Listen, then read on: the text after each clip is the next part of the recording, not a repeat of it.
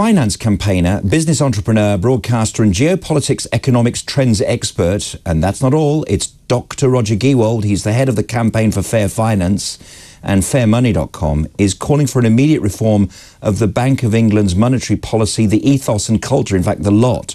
Commenting on the House of Lords Economic Affairs Committee report, which damns the Bank of England over its inadequate inflation forecast and handling, Dr. Gould has reiterated his previous stance that the bank needs to be reformed with more diversity of opinions in the MPC, the Monetary Policy Committee, and elsewhere. Delighted that Dr. Roger is on the line. Welcome along to the show, Dr. Roger. Thank you, Johnny. Good morning. Tell us all about it. Tell us what's got your goat. High interest rates, high inflation. What's the solution? Before I do, though, let me start, if I may, with David from Bulgaria. Yes. I agree with him completely. We are in a mess. The country is falling apart. This government has been gaslighting and BSing us, and they just can't stop. And it is extremely irritating. But before he starts selling us labor, I think our quandary is worse because, I mean, look at labor, who've begun by announcing things like there will be no minimum service levels in strikes anymore in the first 100 days. That means we can have no doctors on duty, no policemen on duty. So, I mean, I don't think they're going to be much better. So hold on, David. Our problem is that we don't know whom to vote for. Yeah. Now, there's not enough discipline, is there? There's no discipline. We just have a new breed of politicians that is not like the old. They are professional politicians, more interested in their own careers and their own positions and their own well-being in the main than they are in serving the country. And you can see it, and everything is so greedy. Everything is so self-serving. Now, you know, you're quite right. We've had so many unelected prime ministers. What have we had? 3, 4 in a row, I believe. And in fact, I understand the situation is so bad that they are removing the question, who is our prime minister, from the official national dementia test for the NHS. Yeah, I know. Everyone throws I'm not money being at it. serious, but that could happen. Yeah. Look, just to start with the easy bit,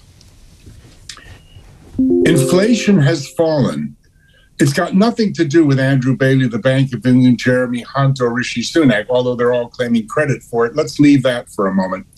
Whether they've got credit or not, inflation has fallen. Why don't they bring interest rates down after 14 rises that were, in my view, and I've been saying this since the first one, completely unnecessary, did nothing to curb inflation. This kind of inflation falls by itself. But even if they did bring down inflation, why don't they reduce the interest rates? Why are they telling us we're going to have to wait many, many, many months? Yeah, why are they doing that? I mean, it seems to me that they fixed the problem. Because they are just stupid. I mean, it's just ridiculous. Right. Yeah. They have all sorts of reasons. They're so committed to a path. I call Andrew Bailey the Bailey-oceros because he and his thick-skinned friends just won't listen to anybody. They're not portable. They're not flexible enough. Now, Gordon Brown. What they've said. Sorry to just go ahead. And I just want to talk to you about your next point. But yeah, just to answer your question. I was joking. They're stupid. Yeah, but no. I mean, the real reason is because, as you know, mortgage rates have started to fall. Yes. But this is a self-fulfilling proposition. Mortgage rates are being lowered because they've done so much damage to the property market that it's slowed down so much that the mortgage lenders are saying we better drop our rates so this picks up. It's nothing to do with the inflation.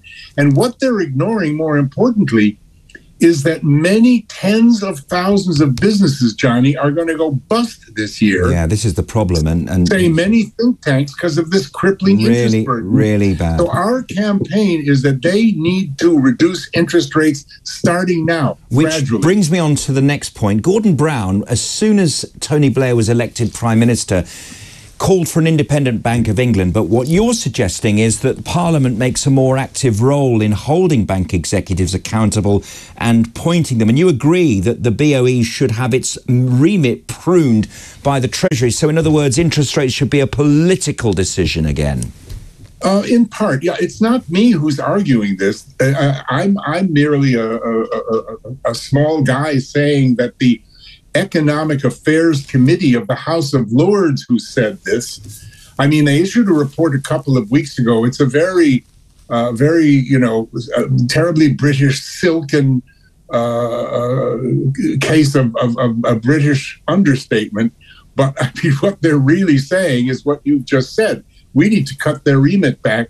They haven't performed either forecasting or performance-wise in a way that justifies this sort of independence where nobody can touch them or say anything. They need to be reined in by the Treasury. Dr. Roger Giewald, thank you very much indeed for joining us here on Talk TV. I've had a blast. Thank you very much for your calls and your opinions, your